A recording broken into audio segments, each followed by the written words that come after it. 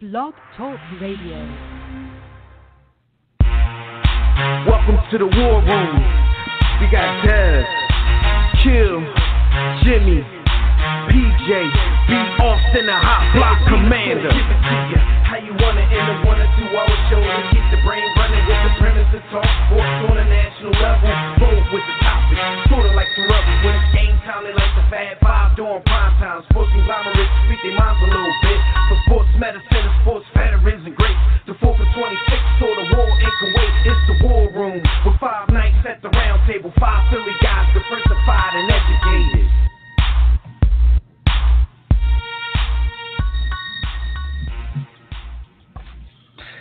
What's good, War Room family? You are once again live in the War Room, brought to you by War Room Sports on the War Room Sports Podcast Network. I'm one of your hosts. I'm Dev McMillan. I'm in the building with my fam, B. Austin. The homie Jimmy, the Blueprint, will be with us shortly. The opt-out deadline is tomorrow, and it will be the beginning of a frenzy that we like to call the NBA free agent frenzy period. So keep it locked right here for this and everything else happening in our world of sports. And if you want to get in on the conversation, make sure you join us right now in the JW Philly Realty chat room at blogtalkradio.com/The War Room, or join us on Facebook or Twitter at War Room Sports. You can also call us directly in about 10 minutes when we open up the Digital Extreme Tech Hotline. That number is 323-410-0012.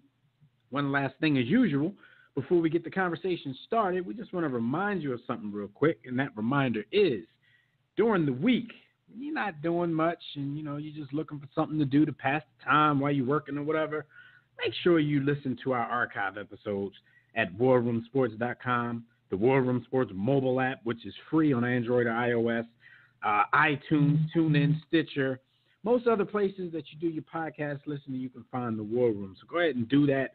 Support us. What up, B? Look, man, I got a question for you, man. Yes, sir. Is there anything you did well when you were younger that you're still kind of delusional about still being able to do now? Of course. Basketball. I still think you're still going to the gym and think you're going to put, 20, 30 on the youngsters? Yo, this literally happens, and what's the worst part of this is I still have some of my game, so it makes me even more delusional, and I'll try and check the best guy on the court, or I'll try and carry the scoring. I had a game the other day where I scored 8 out of 12, and that was the last thing I remember because I passed out and I didn't wake up. Well, about 3 hours. I don't have those delusions of grandeur anymore, even though I know for a fact 100% that my basketball mind is in the greatest place it's ever been in my life. But application is a whole different thing. So there's certain things that I don't even try. And I don't play enough to even have confidence or even be delusional about playing basketball anymore, because I know after 2 minutes, if I do try to go play ball, I might pass out. So it ain't going to be no 8 out of 12. It's going to be 2 out of 20 minutes, and they'll be dragging me off the court. Last time I really seriously tried to play basketball, I ended up in the hospital, torn meniscus, stuff like that. So, yeah. But I brought that up because your man, somebody who used to be one of your favorites, till they started wearing, chicken wings on their face mask in commercials, dancing for their man. Jerry Rice thinks that at 55 years old that he can still go out right now and play in the NFL at a high level. I'm talking, he said he can go out if he wanted to right now and get 80-plus receptions in an NFL season.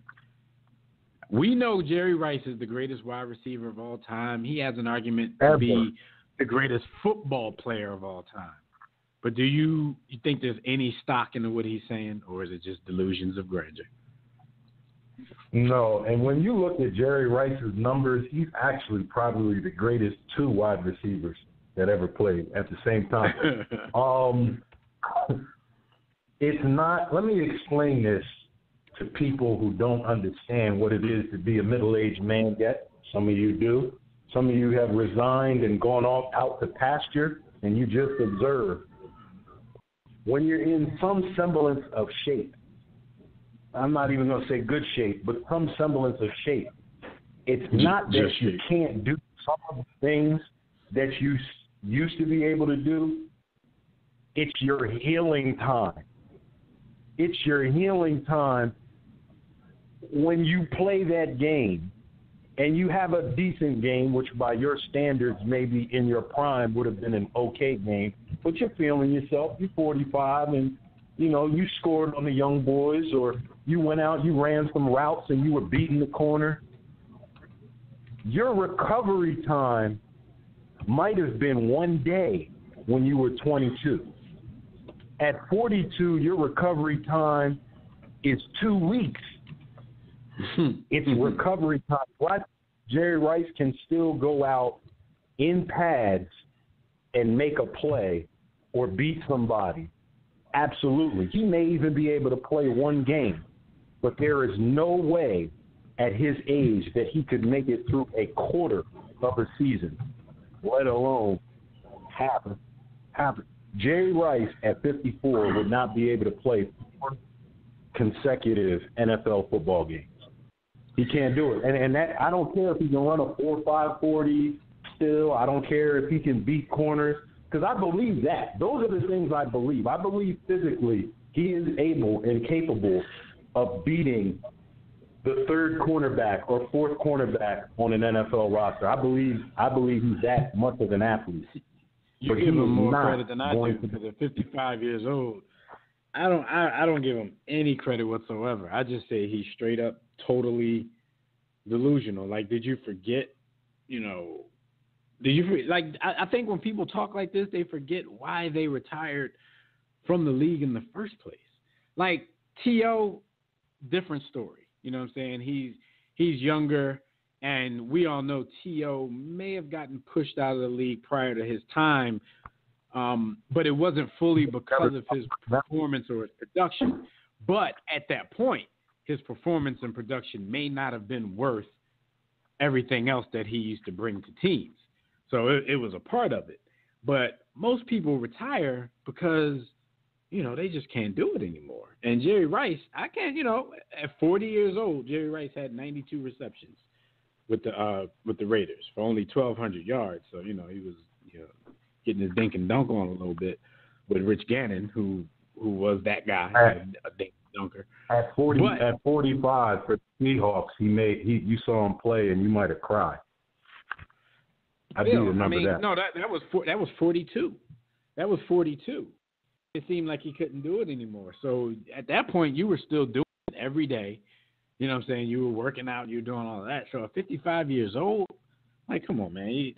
A lot of times, he's probably sitting back watching people play the game at what they perceive to be a high level, and he's seeing that people probably aren't as good as he was, don't work as hard as he was. So you know how old grumpy men sit back and be like, oh, man, I would have did this, I would have did that. But you're 55 years old, Jerry. Chill. Go eat some chicken. So, no, that's why I asked you that, because I wanted to get your opinion on the stuff that Jerry Rice is talking about. I think it's not particular time in his life. His midlife crisis. It's not the running. It's not the running and the catching. It's, Jerry, what happens when a 22-year-old, 6'2", 250-pound man hits you at full bore and you don't want to live anymore? Because that's what it's going to feel like. Yeah. You don't want to get up like that. Yeah, you just sit back and talk his schmiznak. All right, so let's get into everything. Let's get into these hot topics. And hot topics, as usual, are brought to you by MyBookie.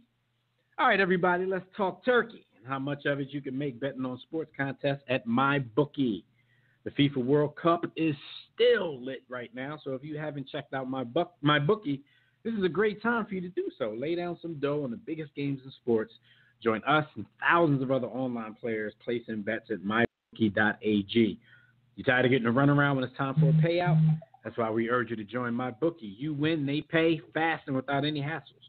You're wasting your time sports betting anywhere else. They even have in-game live betting so you can place wagers after tip-off, kickoff, face-off. Join now and MyBookie will match your first deposit with a 50% bonus. Just use the promo code WARROOM, all caps WARROOM, to activate this offer. Visit mybookie.ag today. Play, win, and get paid. Period. What they say, what the youngins say, facts. Even if it's like the biggest opinionated it could be an opinion and they still say facts. No, not even it could be. It is 80% always an opinion and they still say facts.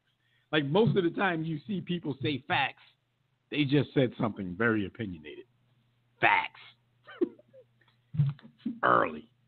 All right, so any updates for the World Cup real quick before we move on? I heard a pundit today saying that they think at this point, because of the draw that they, the side of the bracket that they ended up on, they think Spain might be the favorites to take it. You believe that? No. No. I don't. But I will say this. In the first time since 1920-something, Germany fails to advance to the knockout round, and they were bounced out. Down goes Germany. The defending champ got taken out by Korea, South Korea. No knock to South Korea, but they're not good. Y'all can't ball. They're not. They're not. And what I'm noticing more and more is these super talented teams, or these teams with super talent, they're not necessarily great talent or great teams. They have a collection of individual great talent, plus some of the guys are on different levels. Now, obviously, with Germany, there's a little bit of controversy because some of the more Bavarian Germans, and this is going to become a story in the next few days, the Bavarian Germans, and I don't want to say Aryan, and I don't want to go to that name that we all associate with Germany, so I'm not going to do that. I'm just going to say the more Bavarian Germans have a problem with the attitude of the transplant Germans. So I'll give you an example. Mesut Ozil is a German mainstay. He's a center mid, plays for Arsenal, one of the best center mids in the world. He's, as you can tell, Mesut Ozil is not a Germanic name. So he's a second-generation German who actually was born in Turkey, but his parents immigrated to Germany, so he grew up German, so he's eligible to play for both national teams, but he's only ever played for Germany. Well, he is the head of a group they call the Bling Bling Gang, and that's because Mr. Ozil makes quite a bit of money, probably somewhere in the 200. Lil Wayne enough. He down with Birdman and Slim. He makes, in the $275,000 a week range, and there's other youngsters on the team, and the more older players don't really cozy up to Ozil and his little crew, and Ozil was upset that they left Leroy Sané off the team. Well, Leroy Sané is a member of Manchester City who won the Premier League, which is by all accounts the best league in the world in England. They left Leroy Sané off, and Ozil's questioning, well, why would you leave him off? Is it the fact that he's black, that he's a black German? Is that the reason that you guys kind of left him? So there's been that whole thing, and there's discord on the German national team, and many believe that's what led to them crashing and burning out of the World Cup. And that's to Mexico's benefit because Mexico crashed and burned, but because Germany got eliminated and Mexico beat Germany in the first game of the World Cup, Mexico now finds itself moved on to the knockout round. Messi's Argentinian team is in shambles because, like, they are literally in shambles. The manager and coach does not know what he's doing. They squeaked through. They're in the knockout round, but that's a perfect case of tremendous individual talent at some levels and in some sections of the team, and mediocre talent defensively, and a team that hasn't gelled. So many believe that Argentina with Messi will end up being bounced pretty soon. I have Brazil. If they can advance, if they both win on Saturday, we could get a Messi Ronaldo showdown. Yes, and that is what we want. Who's going to choke and mess that up? Who's going to choke and mess that up? Oh, it's funny that you say this. So on it, you will appreciate this as much as our listeners. If you kind of compare Messi and Ronaldo is Michael Jordan. Messi is LeBron James. In every way, Messi likes everybody. Everybody gets along. He doesn't like contention. He's cool with passing the ball. He wants to be the big star, but he wants everybody to be happy. People are questioning his leadership in the face of this challenge. It's really eating at him. Just all of the stuff that you see LeBron go through. Meanwhile, Ronaldo is over there plotting and planning on how he can take your eyeballs out of your head if it's going to lead to more goals for him. Ronaldo's figuring out how if he kicks your dad in the groin, if it'll lead to more goals, then how many times does he have to kick him? So that's the difference in the personalities you're dealing with. And it's funny because you would think that me loving Jordan as much as I do, that I'd love Cristiano Ronaldo, which I do. I do appreciate his game, but I'm much more a Messi guy because I've never seen Messi's ball handling is supernatural. It's not natural for a person to be able to do what he does with a ball at his feet. Like you can't do that. So I'm very much a Messi guy, but there's a lot of questions around Messi and his stature in the sport if he can't get Argentina to a win in the World Cup. And the way it's looking, that is not going to happen. That is not going to happen at all. We'll see how that plays out. Me being Brazil is my casual. Yeah, me being the most casual of fans right now, like that's what I'm looking forward to. Like I'm not versed enough to want to see anything more than these two stars go at it. So I'm hoping you and the rest of that next Friday. Yeah, I hope that next Friday at 10 a.m. I'll be watching that. I'll be in the house too. Order me a little breakfast pizza. As long as you don't get it from Little Caesars, we good. No, I don't do that when I'm alone. Yeah. When I'm by myself, no, I feed other people's kids that. Shout out to the birthday party. Okay, about to say. Watch grown men kick balls. So last week, we went off the air after, doing live analysis of maybe the first 3 or 4 picks of the NBA draft.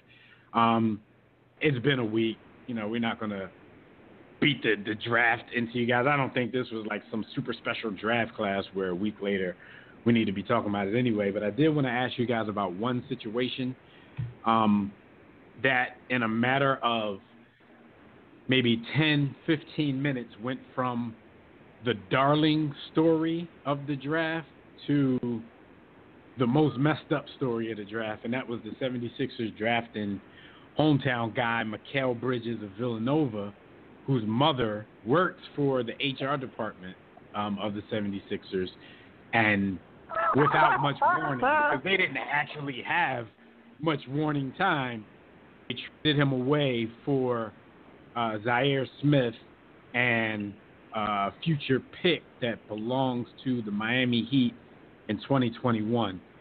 Where were you, like when that happened? What were your thoughts? And then overall, did you think it was a good move by the Sixers? Because a lot of Sixers fans seem to be very upset about it. But I think since Mikal Bridges was the projected pick, he's a hometown guy. They had the story with his mom. His mom looked the way she does.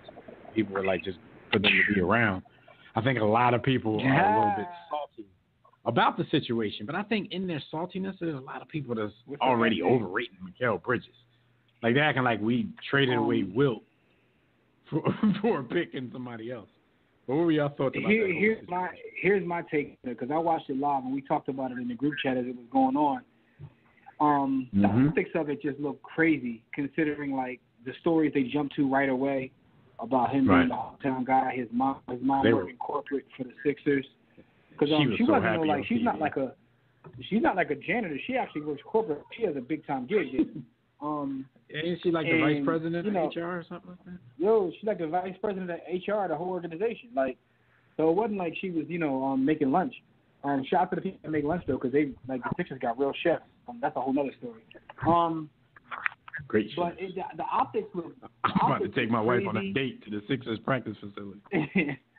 The optics look crazy, although long term it might be the right decision. It's one of those situations where, I mean, it's messed up, but at the same time, it's like for the greater good. It's like, for instance, right, if somebody was to go ahead and take care of George Zimmerman, never mind, bad analogy, but it's one of those things where I understand why they did what they did, but it just looked crazy because like he was doing a press conference with the local media about his dream coming true and all that, and didn't even know at the time that he already was traded. But on a flip side, the way I looked at it too is he's getting a good lesson on his first night of being a professional. This is still a business, and that these teams ain't loyal. So you better find some friends to team up with in 4 years when you contract. Better find some friends that have you a summit because these teams ain't loyal to you, so they gonna do what's best for them. So you gotta do what's best for you. Like he got a lesson on day one. He gonna be good enough to be invited to a summit? That's the thing. His summit trash. His summit is gonna be like him and Mo Bamba's wingspan. Not even Mo. He's gonna send his arms. just his wingspan. They're gonna send a photo of his arms to be sitting at the Hell summit. no. Trash ass summit. If we hear about Mo Bamba's wingspan one more time, man. No, but yeah, like I said, I saw a lot of Sixers money longer than Mo Bamba's wingspan. Like they just traded away the franchise. I'm like, essentially, they just traded away somebody who was going to compete for backup minutes, the small forward position.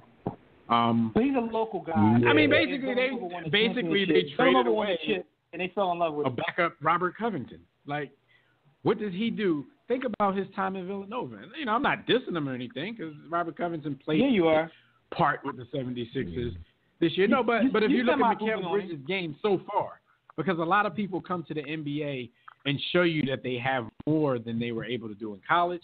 But if you look at him in college, to me, he was like another Robert Covington. Like when he got the open shot, he shot it. He played pretty good defense at times. But, you didn't see a lot of him creating his own shot or anything like that. I think he's more athletic than Robert Covington. But, they traded him away for what could amount to be a pretty good player, but the real prize in the whole thing was the pick. And then there's a lot of people looking at the pick. So in 2021, that pick might not be worth anything. First of all, that pick was gotten to be used like within the next week. Like I'm thinking, by the next year, that pick is going to be gone.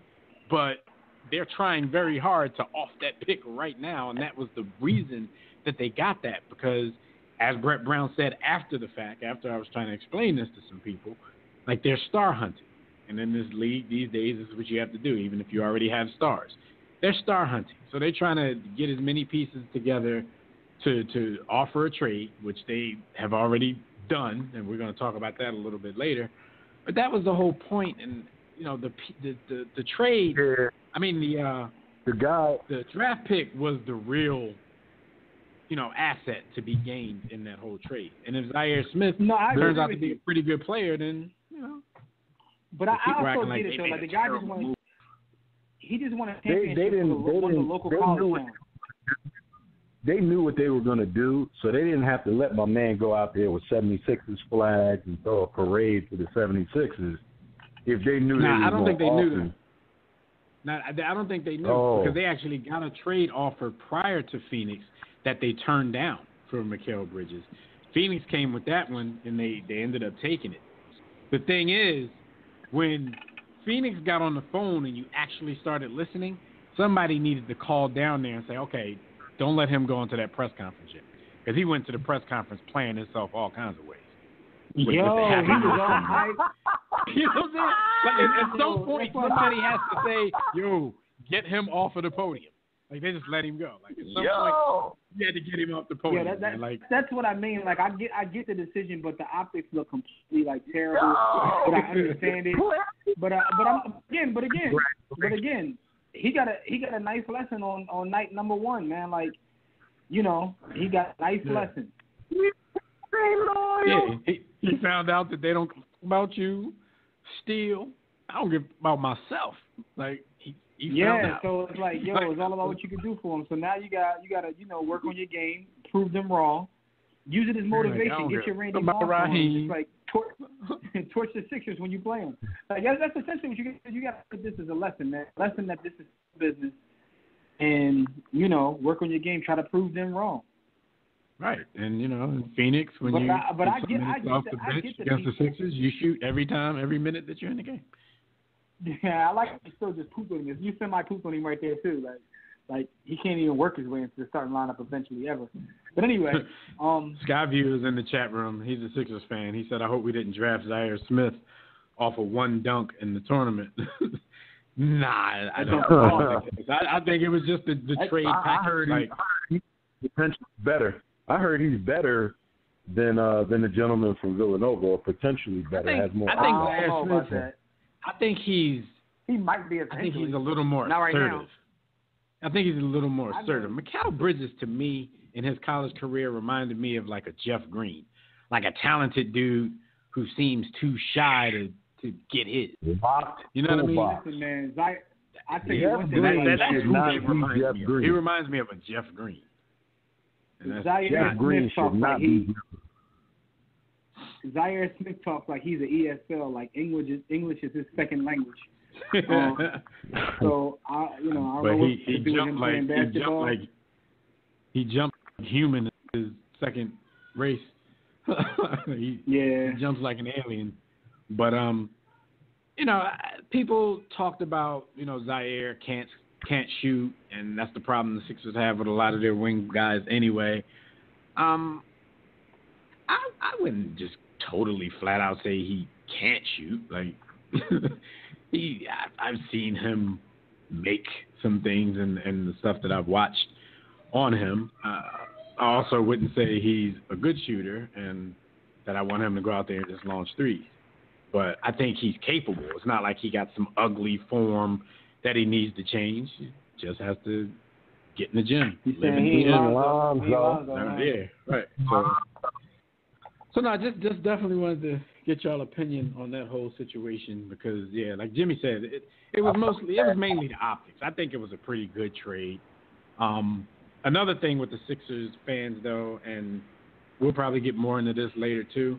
Like if that pick doesn't get used in a trade this summer and the Sixers don't pick up a superstar via trade or free agency, I think a lot of fans are going to look at the summer as a failure. When I just think the team is building. Like, okay, if you don't go grab one of these dudes, I'm still excited about next season. And I still think they're going to be one of the top teams in the East. I think people are putting way too much stock because everybody's out star hunting right now. So if we don't get one, we listen, man. You making a great point that I had a conversation today with someone about. It was in reference to real estate though, but it's pretty much what you're saying.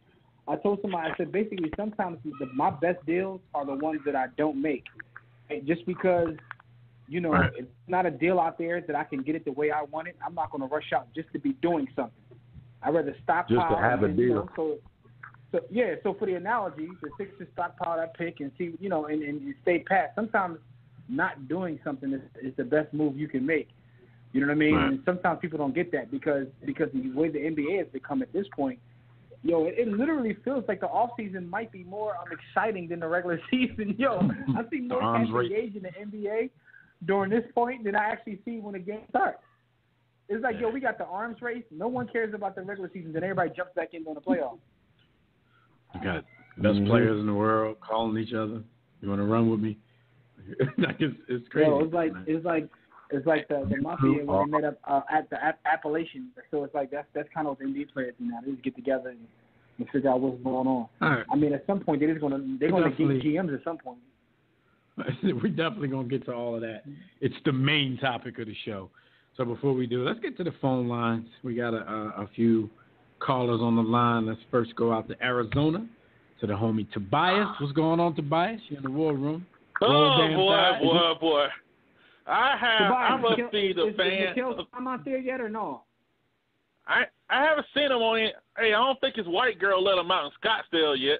But there's a lot of white girls out there. She may be in trouble. I already know some of the topics that Tobias wants to hit on because I talked to him in the chat earlier today, so I know we're gonna discuss LeBron a little bit. I know we're gonna discuss Jameis for at least 30 seconds. Hey, all I got to say is that I must be the fan of the team with the dumbest quarterback I've ever seen in my life. If they found no criminal charges on you, why in the hell are you admitting to doing anything? And right. And if you don't know what Tobias is talking about, Jameis Winston, his 3-game suspension is official. He has to serve the 3 games. But what he did after the suspension came down was basically issue an apology to the Uber driver or Lyft driver, whichever company it was. They all work for both of them. But he issued an apology. And up until that point, we had been told that Jameis Winston was innocent. So it kind of seems like, now that he's issuing the apology, that he's admitting some kind of guilt. So Tobias is basically saying, what the hell? So great. I just wanted to explain that to the people if they didn't know what you were talking about. I said, dude, your name ain't Trump. You can't admit to this stuff and still get your money. This idiot has not gotten his big contract yet, right? So he may lose all of that. His homeboy, Ronald Darby, who plays for the Eagles, seems like always around when James get caught up. Darby somehow always escapes. But the thing was, there was a story saying James says his dad works in the beach like 3 miles from my house.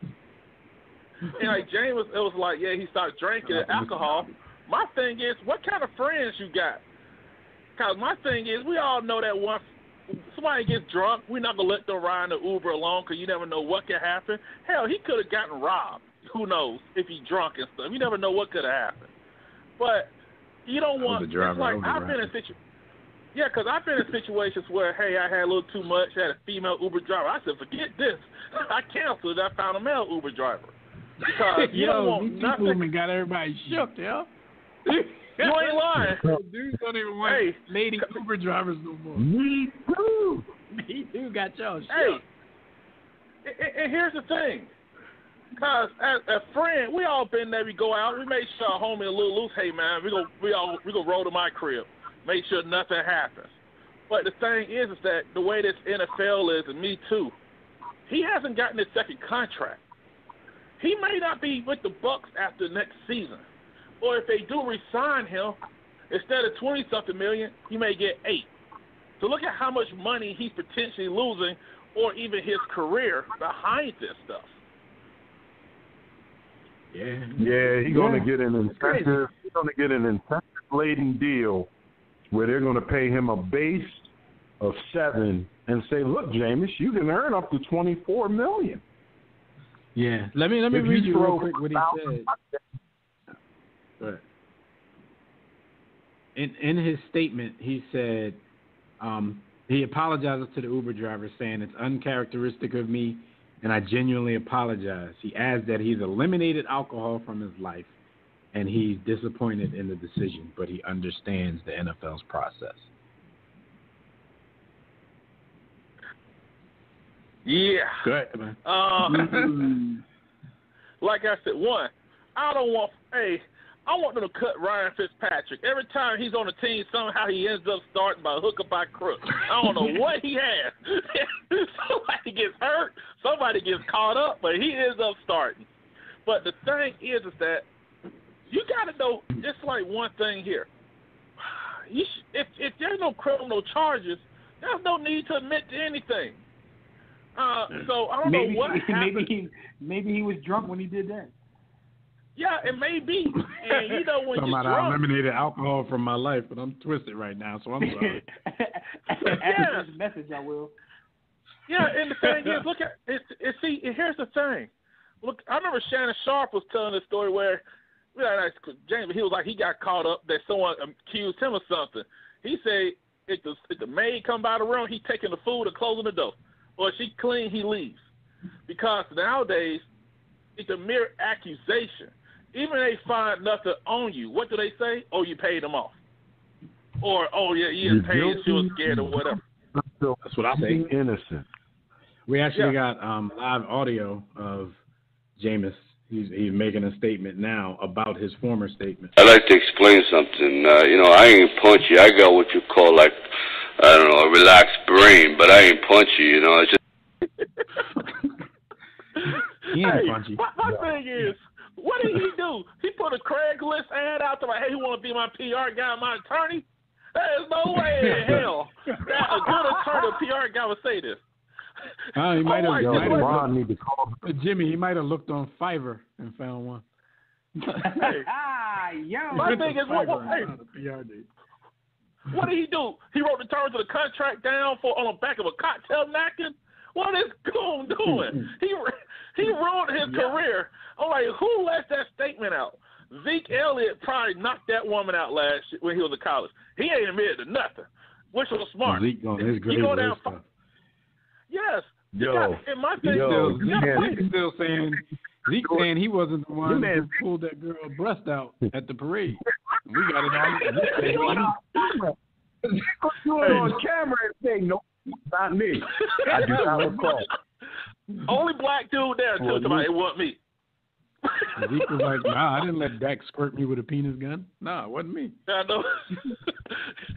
You know what? All right, so what you got, man, about this NBA crap? Oh, boy. The thing is, I believe the Golden State Warriors have gotten everybody losing their damn minds over here. Here's the thing about this. The reason their super team, quote-unquote, works, one, Jerry West didn't trade Klay Thompson for Kevin Love. And they got the chemistry. When they got Kevin Durant, they didn't have to gut the roster. They kept their bench, and everybody knows their roles. And so now you talk about these teams saying, well, gut our players to just bring these guys in. Are they going to be the ideal fit? Are they going to be, how much money are they going to cost because his cap is not going up? Hell, we may be in for another lockout soon. So we have the money to sign these veterans. Was Jerry even there when they made that they made that move? Well, they didn't make the move, should I say? For yeah, Kevin he Love. was. He was a consultant. Because I know that he wasn't running the show. They had somebody else running the show. He was just he was consultant. There on some consulting nothing. He was getting a check. So listen, my point is, I understand what you're saying about these things fit, but the fact of the matter is, even though sometimes things fit and work, and I've been on record as saying is that's why it works. Listen, man, at the end of the day, the NBA is about talent. Sometimes you can out-talent somebody, and proof of that is some of those Heat teams. The Heat exactly wasn't a perfect fit, but they had success. Sometimes you can out-talent people. I think the game has changed forever. Is that the exception or the rule? Is that the exception or the rule? That you can out-talent people? Is that the exception? Yeah, meaning you can gut a roster, throw a super team together, and not have chemistry, but just because they're a super team and they're that talented, they'll win. I can't make a determination one way or another because I mean we haven't really seen that super teams. I mean, we start talking about super teams like what the Lakers did. Those dudes are 50 years old, so you really can't count that. To me, there's only really been a couple super teams so far. So I think time will tell, but I think the game has changed forever from this point on. So how teams used to be built and how things used to work just don't work now. So, like, GMs are going to have to adapt to this climate and start being more creative in how they do things. But imagine being a GM before there was free agency, period, and then being a GM and having to adapt with free agents. So now it's just another evolution of the NBA. and people are going to have to adapt. So now, nobody can beat the Warriors. I mean, with the teams that are out there now, nobody can beat them. I mean, with the exception of possibly Boston come back healthy, they may give them a good run. But I mean, everybody's going for it. You know what I think though, and I think the thing is like it's like when you watch these reports talking about Billy got to make all these trades, and I'm like, and I think what happens is that sometimes people gotta understand, like LeBron, let's say if he goes, brings some people with him to LA, they're all veterans. They all been through the whole pressure of championship or bust. Some of these young cats, that's a big adjustment for them, and are they ready for that? Or like, let's just say like Philly, for example. I don't think they're championship or bust mode yet. I don't think they need to just go ahead and go crazy and everything up. Their best two players have like 100 games between them. So, yeah, I mean, and the media make like championship or bust. I'm like, these players got to mature. Those guys mature before they won. Philly had a little modicum of success, and now everybody wants to rush it. Like, calm down. But you know what, though? The reason people want to rush things now is because, like, what we're seeing in this new NBA is within a couple years, Ben and Joel probably won't like each other, and one of them is going to get away from the other because that's just how things work in this new NBA. Ben going to team up with LeBron's son. I mean, listen, Rich Paul is his agent.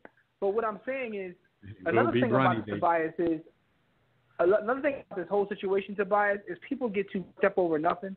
The fact of the matter is, they have a 24/7 news cycle, and there's 87,000 sources of information. Whether we're talking about ESPN, Bleacher Reports, Fox, Sports Illustrated, so on and so forth. There's so many things, and everybody wants to have to be up on each other. So they print ridiculous stories. It's to the point now they just make up things. They make up conversations that may or may not have happened, just to hype things up. And the fans get so like moved by it, and they like be so emotional. And I'm like, yo, most of the stuff is garbage. Most of the stuff is straight garbage.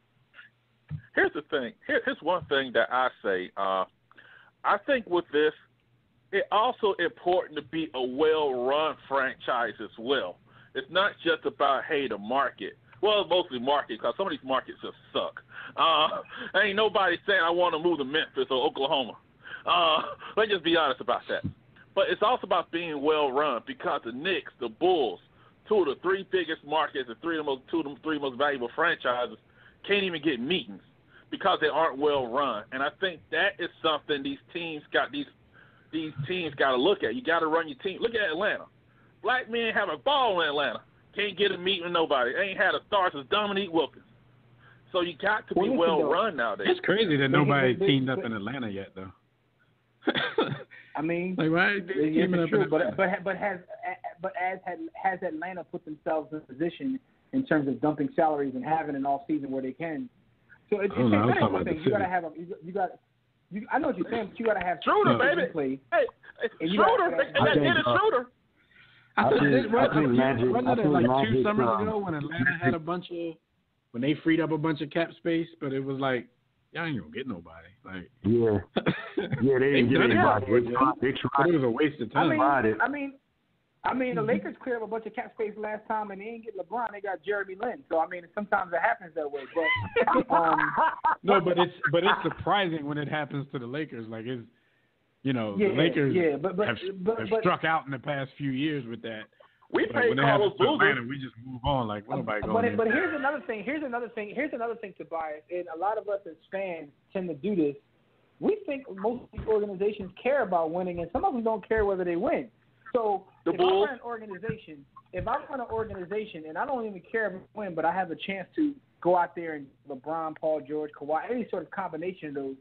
I'm going to make money. I'm going to compete, but I'm going to compete enough where I could turn a profit. So it's several different ways to look at what's going on in the NBA, but the cream will rise to the top. Somebody will figure out how to navigate within these waters because even with Golden State, once this nucleus is broke up, like they're going to be with everybody else. They just happen to have a young nucleus, so they're going to get the most out of it at this moment. But I think that the game has kind of changed forever to the point where we may never see those teams that have anchors for 10, 12 years.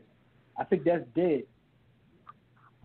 Hey, I think Golden State is going to be that. I think Golden State is going to be that team because I don't see them using the same super team. It's funny because people's perception of what Golden State, they're not going to be able to afford all those dudes. You can't afford everybody. At some point, all of them dudes going to be like, all right, we got enough shit. Next year. And somebody's dumb enough to pay all of us the super max or the max or whatever. Yeah, especially after you've been at the table grubbing. You already got a couple rings. You like that's checked off. At this point, you got to make my money. You know what? Somebody gonna get $200 million. Watch, he's a max deal to be the number one option. Draymond is getting it. And because Draymond already took a pay cut, or he took less get your money to get everything together. I think by the time the next contract is up, Draymond is going to be like, look, let me get mine before, before they realize I'm not as good as they think I am. Yo, Draymond put up like 10 and 6, and he's going to get $150 million somewhere. What? Hey, but here's the thing. But Lonzo Ball's a bust somehow with those same numbers. But here's the thing. I'll say this before I run. Blame VAR. Hey, Jason Tatum is a superstar with same numbers. You know what? I actually feel for LiAngelo. Not LiAngelo. What's the middle one? LiAngelo? That boy ain't had a chance in hell to play in the league.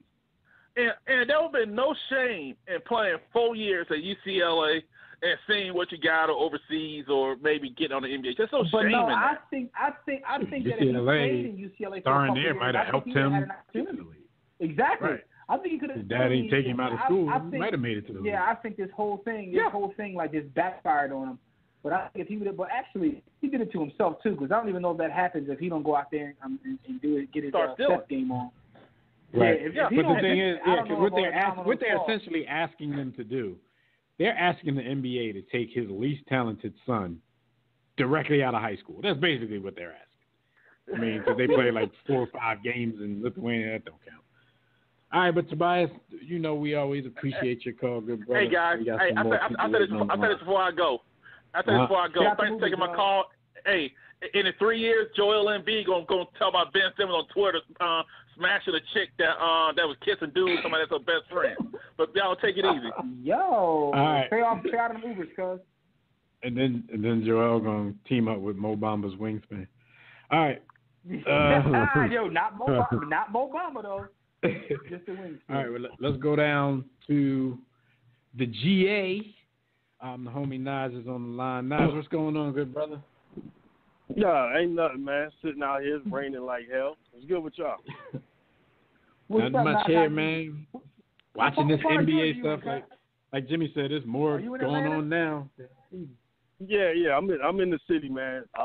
When I while I'm at work, but when I get off back to the hood, not in the actual city, you know how I go. But you already. I want to right. I want to get into the NBA stuff, man, because look, like with Bridges, I think people are saying Philly assessed him as kind of less than.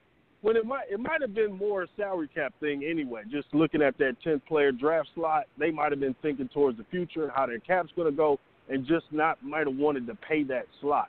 You know what I'm saying? Because that's kind of happening a lot now, where you keep deferring stuff and getting second-round picks in the future in order not to commit to, paying somebody in that position, in that position. That's kind of where the stashing players in Europe thing kind of comes up big. So this may have just been Philly just looking at the, the contract period, not necessarily, the player. But as far as free agency, I think we're getting some weird stuff out of San Antonio. Like this whole idea of I don't want to trade somebody to a rival or to a conference power. Those days are dead, man. You got to make the best deal possible and the deal that's on the table. They've come to their senses since then. Yeah, if Kawhi comes back, you're still not a contender anyway. Mad. So, I mean, it's best to get young assets and keep it moving. Matter of fact, I ship Kawhi out, get the best package for the Lakers, and then I ship your man out to Boston, LaMarcus. I'd ship him out to Boston, do a full rebuild for Pop's last run. Because rolling out there with what they have where Manu is still getting minutes, like, y'all not serious, man. Start this thing over. I'm sure they don't want Lonzo, but, hell, I'd take Ingram and Kuzma and take that Ding contract and a little bit of picks and keep it moving, man, because you're not a real contender. The funny thing I about feel like it is people are lying to themselves. Yeah, when this thing started, like they had absolutely no leverage. The only reason that they even have a little bit of leverage now is because you've gotten 2 or 3 other teams into the bidding war to try, making offers. You got Boston making offers for Kawhi. You got Philly making offers for Kawhi. Whether or not Boston and Philly are super serious about it, or they're just trying to outbid, trying to bid each other out and send him west so the other team doesn't get him. Like, I don't know what's their real thinking, but they, the Spurs went from, like, when they first spurned the Lakers, when the Lakers called, like, they were at a point where, like, you have no leverage whatsoever. Like, this is where the dude wants to go. So, and the fact is, even if he was patient about it and he's like, okay, I'll come back next year, and then just leave and go there for nothing, like you said, it's better to get some young assets rather than be prideful and say, I don't want to help the Lakers get better. Like, come on. Or he comes back and gets hurt, and now you get, pennies on the dollar for him. You don't even get the value you're supposed to get. So it's kind of like they don't want to conform to kind of what's going on in the league. Like, look, we're gonna keep fighting. We're not doing what everybody else is doing. And it is kind of ridiculous because they could have gutted the Lakers like a fish, or they still can. Yeah. They still can, thanks to Philly and like you said, rebuild. I mean, I think the only crazy, man. fear, I don't Jimmy, get it. I think the only fear the Lakers have is if they let him go to Philly or Boston, if they have a season where they go to the finals and it looks like, they're going to be good in the future, they feel, one of those 2 teams might be able to change his mind. Because you sit here and you wonder why the Lakers are offering anything for the dude when he's already expressed to everybody he wants to go there. But I think that's their only fear. If he goes to one of these people that he can make a contender. Like Boston's already a contender. I think he can make Philly a contender. I think the Lakers are fearful that he can, you know what I mean? Crazy. It's like when she go out with her girlfriends and you say you're not going to go, you're just going to tell her to come back after she gets, after they get through going out.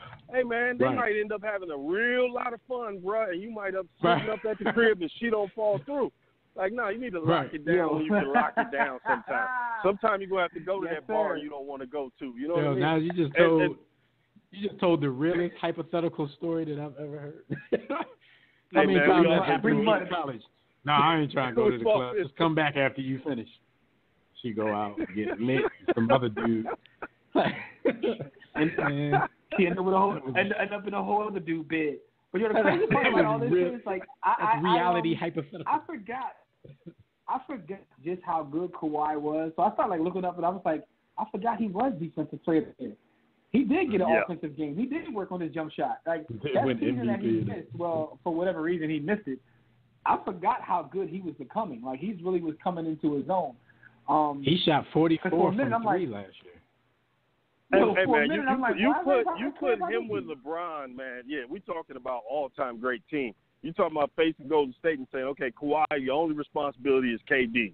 Make it uncomfortable, which he has the ability to do, man. Like, they're going to be a problem if they're able to put that together. Dude. I forgot how great a defender he was. Like, it's just amazing just how fast you can forget when somebody's not there because you're watching all these other uber athletes like perform at a high level, and he didn't really play trying to play with so I forgot. He trying to have dude defending go back to go to YouTube. I want to say it's the last Spurs Heat series.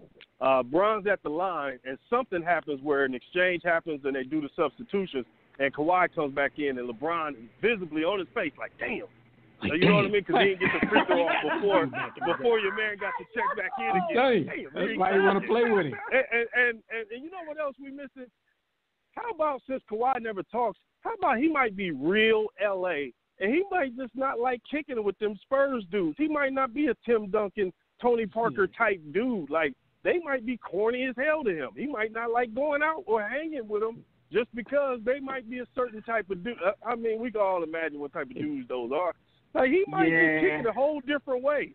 He might get out there and start talking all kind of ebonics and everything else, dude. Like, we might be asleep on Kawhi. You know what I'm saying? Somebody told me that Kawhi is like, he's from the big city, so he's from out in L.A. And they said that that's like his experience with the big city. So they was like, if he gets out in Philly and realizes, like, oh, this is not that much different, he might stay somewhere else. because right. he went from living in L.A. to like living in San Antonio. So those are like two extremes. Kicking it with Tony Park, like nah, bro. That in his head, it's like drinking wine, speaking French. Send me back. Right. He's like, this is the road outside L.A. Send me back. Playing solitaire with Tim Duncan. That don't nobody want to do. And let me add the one last thing, man. The free agency period, we always look at the big fish, but man, there's some value pieces out there too. The teams that Philly and teams like that should be looking at. Will Barton and Avery Bradley, Nerlens Noel, like guys like that who you can get on good deals. Those are going to be important picks too. Those are the ones we're kind of slipping on because we're always talking about, where the stars are going and what the stars are going to do. But, KCP out there, I'm guessing he's going to leave L.A. if LeBron doesn't go there. But guys like that, man, that's really good for roster building. Garrett Temple would be really good in Philly. Not a great player, but a good role player, veteran guy. You know what I mean? Kind of adds to what you already have, can do the things you need them to do, and ain't going to have the ball much. Like, that stuff really matters, man. So you ain't gonna convince Philly fans of that now, man. One 150-win season, spoiled, man. They like, if they don't get one of those big name guys, they're gonna feel that it's a failure. And I'm irked that people are looking at it that way.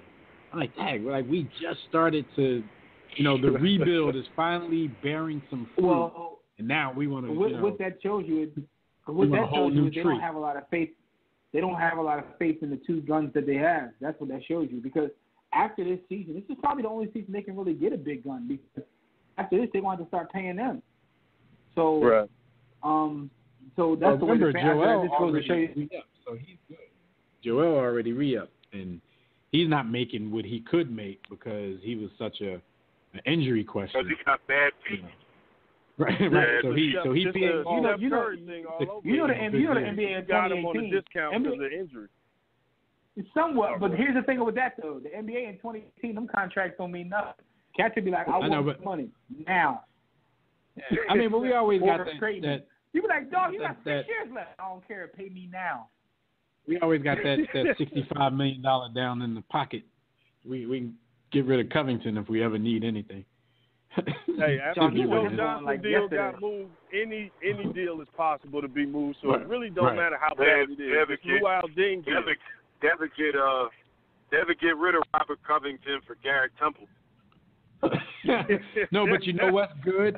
You know what's good about Robert Covington right now is the fact that he was first team all defense because that raises his trade value. So we could get rid of him. People think they're getting a great defender. And I think he be getting cooked every night, but that's me. Me as well. And the last thing I want to add, Atlanta is never involved in free agency because, gentlemen, people like to play here, meaning they got, not stay here, just they play like here. To do things. Exactly. They don't want wifey or girlfriend to actually live here and be under surveillance. So too many strip clubs. Free agency ain't really I've actually heard that Magic Johnson is grooming his daughter EJ to make a play for ownership of the Hawks. Have you heard anything to that? No, I ain't heard about that, man. That would be it because the guy just bought him a few years ago, so I don't know if he's fully invested or not. But Magic they gutted wants that EJ, thing right now. Magic wants EJ to feel at home in a place where he belongs and to be a part of the sport. I didn't even get it at first. I didn't even get it at first. But since you brought up his name, all I want to say is, what has he done? You know what I'm saying? Big Magic Johnson. Hey, Nas, thanks for your call, man. You know we always enjoy it. All right, man. All right, good one, man. What has he done? Can you tell me? Big Magic Johnson, what has he done? Well, he's a business person. He's got AIDS. Did he do any business? I'd like. Yo, your man was out of his mind when he was about to lose the team. He was out of his mind. Like, how do you go in an interview? He's like, well, he's a businessman. He's got AIDS. Like, first of all, he's no. I ain't gonna get back into that. That dude's crazy, man. Big Magic Johnson. God. All right, man. Let's take one more so we can get to some of these topics before we get into this NBA stuff. Oh boy. Let's go out to Cali, out to Rob and Cali. What's going on, Rob? Yo, Robert. We can hear you, man. Go ahead. Yeah. We got to be quick, Yo, man. You go can't ahead, be having Robert. long ass pauses, man. Yo, what's good, man? It's your boy Big Rob, a.k.a.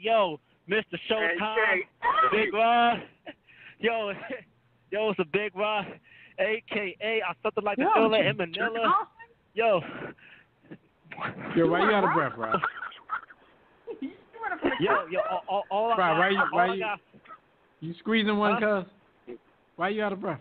Because I'm on a bike. Are you on your bike? You getting some yams? You getting some yams? Show all that, man. We get cats calling from No.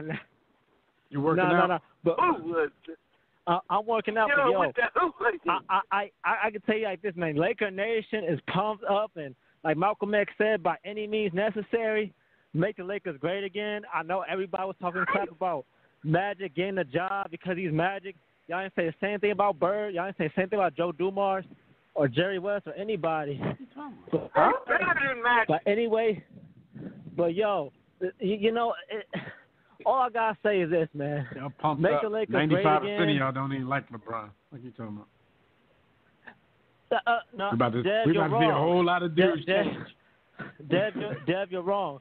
Dev, you're wrong. 100% of us don't like LeBron. But hey, we like championships more, baby.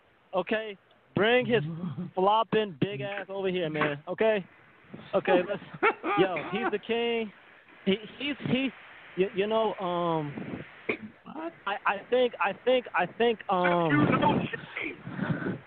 I think. Hell no shame. I want a championship. You kidding me? I ain't getting no chips. Yo, y'all let Drew Holiday, Cali, Drew Holiday, and they didn't make the playoff sense until like now. But hey, listen, man, I really want. So you think Philly we haven't made the playoffs because we traded Drew Holiday? That's the reason. I'm just asking. Is that what you're saying? He and Iguodala was the reason when y'all got there. And when y'all let them go, it was nothing.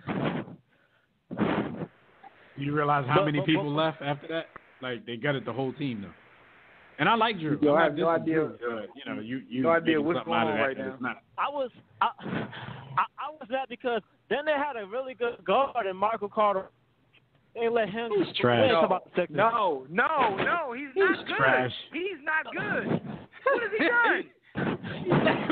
Big Michael Carter was. But what has he done? What happened is where are they now? George is coming to L.A. One thing is about Kawhi Leonard. I want to ask Jimmy and I want to ask B. Austin and Devin can cut out the end. Is it worth giving up Kyle Kuzma to get him? And yes. Do you to answer think, your question, yes. Yeah. And I like Kyle Kuzma more than I like Dude, but Dude is the best player in the world. Come on, man. Rob, you got to stop breathing hard into your phone, cuz. You got to stop breathing hard. Kawhi Leonard's a top 5 player. He plays on both sides. So.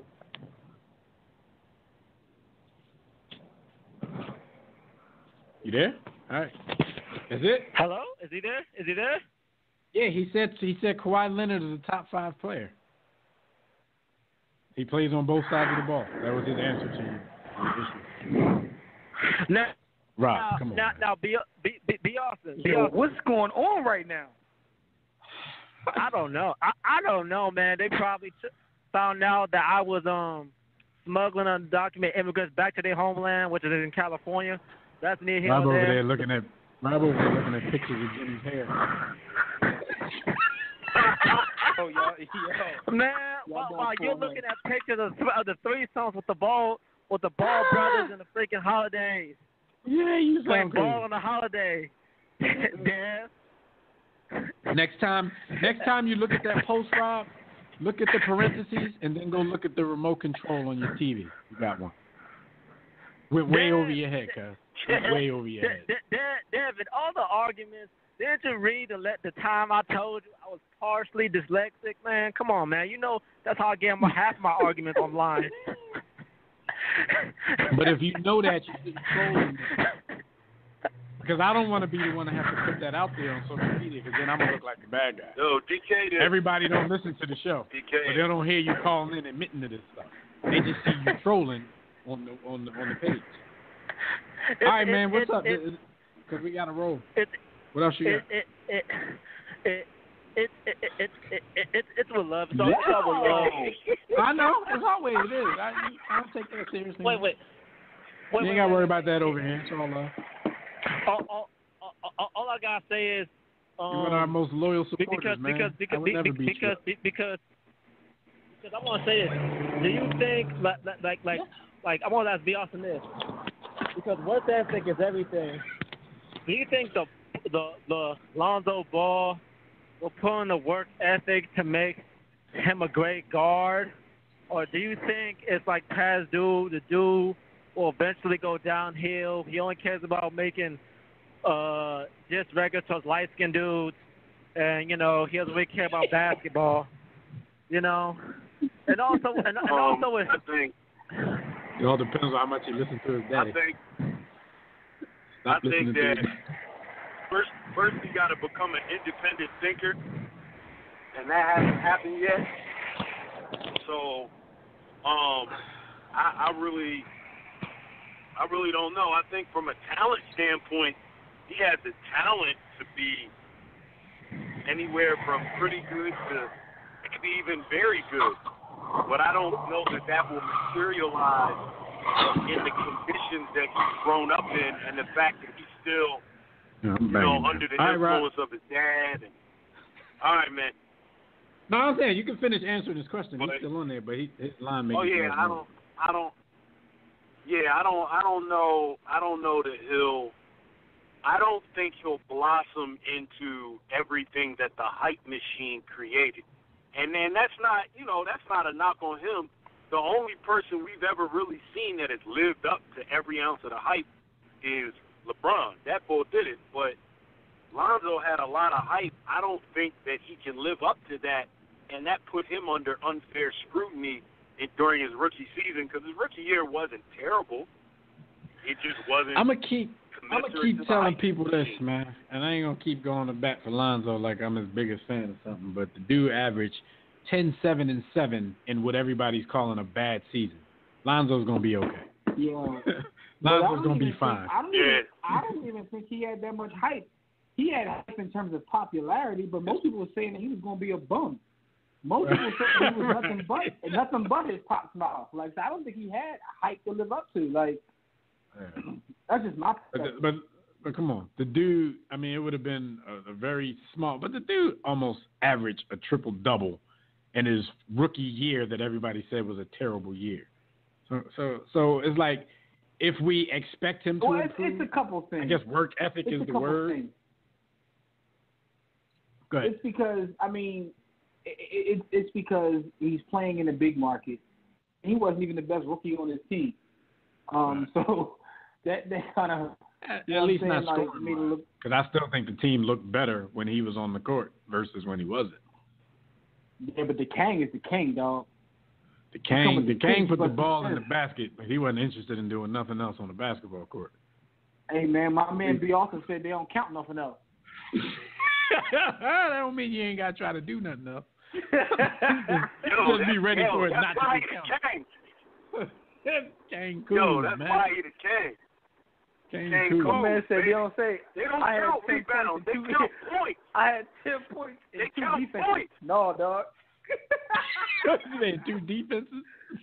And 2 defenses. I had 10 points and 2 defenses. Yo, 2 defenses equal 1 point. That's what they should start doing. Then B can't say that no more. Yo. They start making a point, like for every 5 assists, your team get 1 point. They should start doing that. Because B gonna be mad. All right, man. Oh man. Because of course, again, we're way behind. Just a quick recap on the NBA awards that were finally given out. We did ours like 6 months ago. Shout out to I don't remember that. Sixth Man of the Year, again, Lou Will. Most Improved Player, Victor Oladipo. Defensive Player of the Year, Rudy Gobert. Coach of the Year, Dwayne Casey, who got fired and won 2 Coach of the Year awards. Rookie of the Year, Ben Simmons in a landslide. Take that, Spider. MVP, James Harden. Most of these are what we expected. A lot of them is what some of us picked. I actually, if I had a vote, I would have given my vote to LeBron James for MVP this season. Everything else, I think I had that. The only pick of mine that I waver on a little bit is the Rudy Gobert pick, because I think he definitely makes the most difference defensively of anybody in the league. But then when you sit back and think, like, dude only played like 56 games. And I heard a few conversations this week that did sway me a little bit into thinking there should be like a cutoff number for you to be eligible to win one of these major awards, I think. And I agree with whoever I was talking to or listening to that was saying that. And 56 games might not be enough to win one of the 5 major awards. Other than that, like, he's definitely the best defensive player. So, you know, I'm not mad that he won it. Y'all take any umbrage with anybody who won before we move on? Or y'all good with these scenarios? No, I mean, you know, it's good. I mean, there's nothing really to argue about with this one. Yeah, I mean, and also Dwayne Casey wasn't my pick, but I ain't mad at it. You know, sometimes people, when they pick something or they root for somebody, you know, you fall on one side, and if that person or thing doesn't win, like, you crapping on everything else to make sure that thing looks good. Yeah, like, I have a lot of things where, like, this is my opinion, but if somebody was to argue for this opinion, I wouldn't be mad at it. And, you know, that's how I am with a lot of stuff, and that's how I am with the Coach of the Year. So congrats to all of these people who won that. Quick stat of the week before we move on. Just interesting. In the last 5 years, 3 of the last 5 MVPs in the NBA were all drafted and one time played at the same time for the Oklahoma City Thunder. Y'all know who those guys are. Kevin Durant, Russell Westbrook, and now enters the fray, the homie, the beard, James Harden. So shout out to OKC drafting and losing all of the guys that they drafted after an NBA Finals run.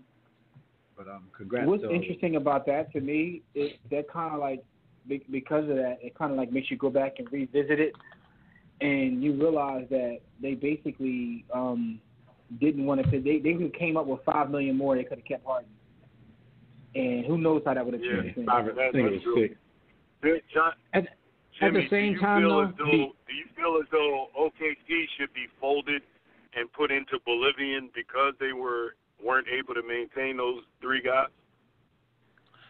I mean, it's also because look at today's climate. It's history. It's like, difficult to keep it's revisionist history. At the time, I didn't think they made the wrong decision based upon everything else. But it's easy now to sit back and say, "Man, they should have just cut him that check." But I think it was also, wasn't it Ibaka was a part of that? They would have had to get rid of Ibaka. But I mean, you know, at the time, Ibaka. I mean, at some point you do need a big, but Ibaka turned from a big to, you know, he tried to be James Harden now, shooting threes all the time. So that was kind of a waste in hindsight. But it wasn't a terrible decision back then. And y'all know I've said this before, man. I still hold it tight by me that there's really no telling that James Harden really wanted to re-sign there, though. James Harden would have never become the player that he is today, having to play third fiddle to those dudes. And, you know, even if a lot of us thought, a lot of people thought he's better than Russell, but at the same time, there was a pecking order, and we knew that. And, you know, dude, they weren't going to want to be the 6th man for the rest of his career. And having all 3 of them in a starting lineup might not work. You know what I'm saying? He might have balled for that particular team better off the bench. But looking at James Harden and what I know about him now, I think he allows people to use that number as kind of an excuse so he doesn't look like the bad guy. But I don't think he wanted to go back there. I think he wanted to go somewhere and put up 50s like he does. No, I mean, I agree with you. I mean, from everything we know, James Harden likes the party hard off the court. Like, he's that guy. Like, he's the guy that's gonna give you 50 and 50, no defense, because they don't count. He don't score no defenses. Right. So he's gonna give you 50. And that went He's gonna go out. That went into a lot, of the decision that they had to make between him and Ibaka too. At the time, Ibaka was a hell of a defender. Like he used to be a big man. Hell of a defender. No, hell that of a shot. that was my point. My point is it's easy to sit back now and have revisionist history and say that.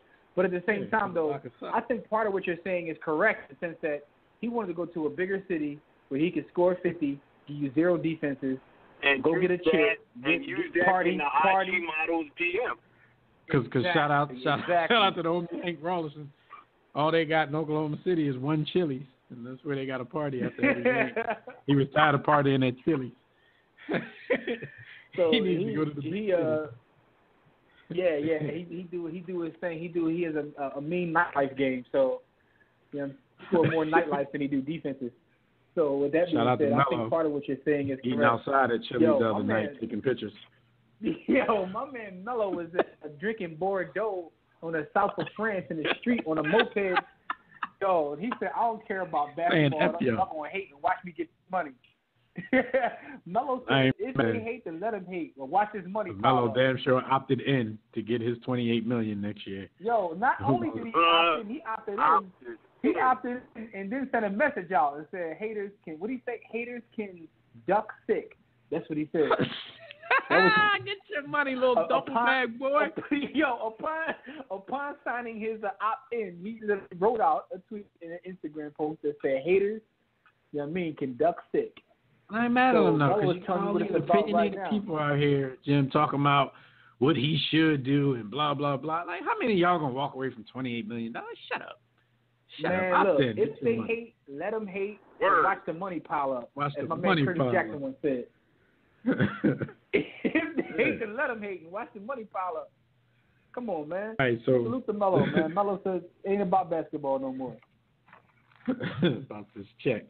All right, before we game amusement. What happened while y'all on the grind? Just real quick, y'all got our website at warroomsports.com. If you want to call in about 5 minutes and talk about NBA free agency, the trade market for Kawhi Leonard, we're gonna be all in those stories in a few minutes.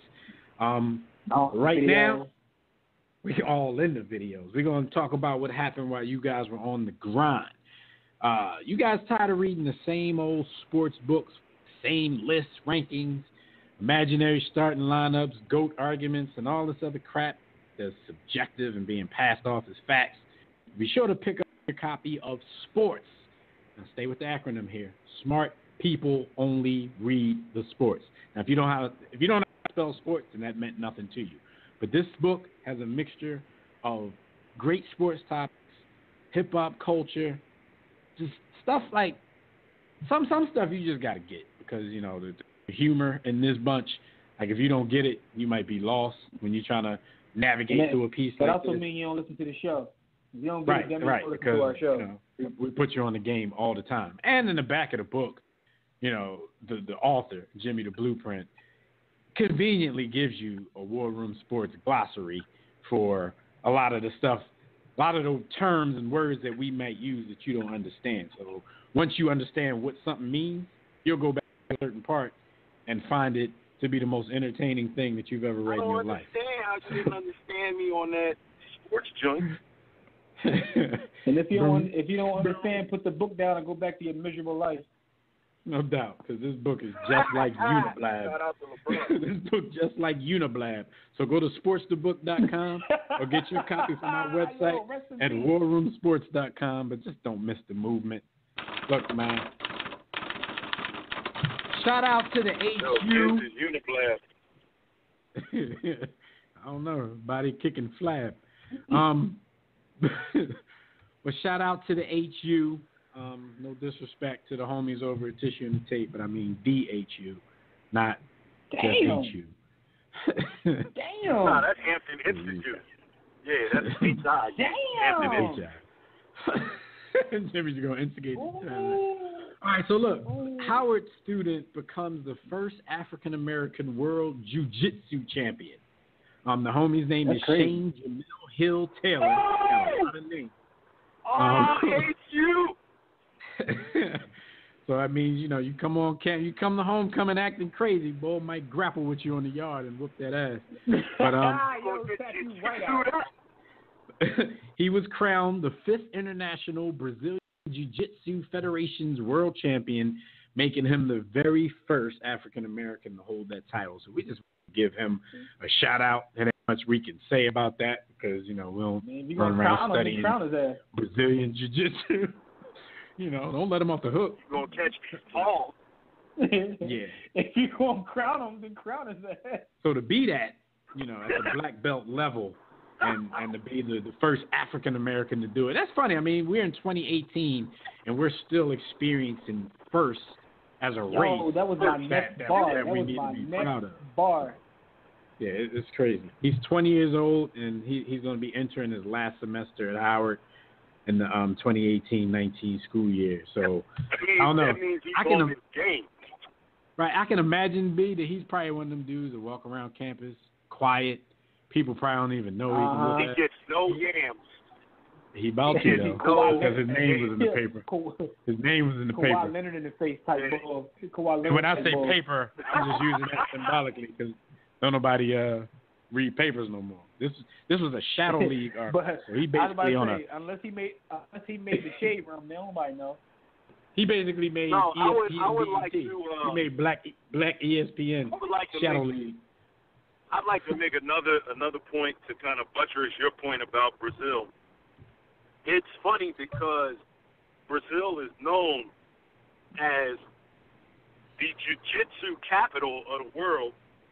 Absolutely. And it's like when I think of going to Brazil, I don't think about wrestling with another man. Not being in Brazil, no like comment. I don't really want to go down there to tussle with another dude. I mean, if that's what you do, that's fine.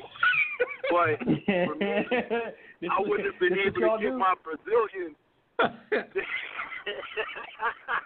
what y'all do. I salute to him, and then the three of us being alumni of HBCUs, we know that if you're 20 years old and you're that close to graduating, that you're not really using your time to the fullest at an HBCU. So that's even beyond that, salute to at him. an HBCU, if you do anything to like make any sort of national news for the farming increased like tenfold.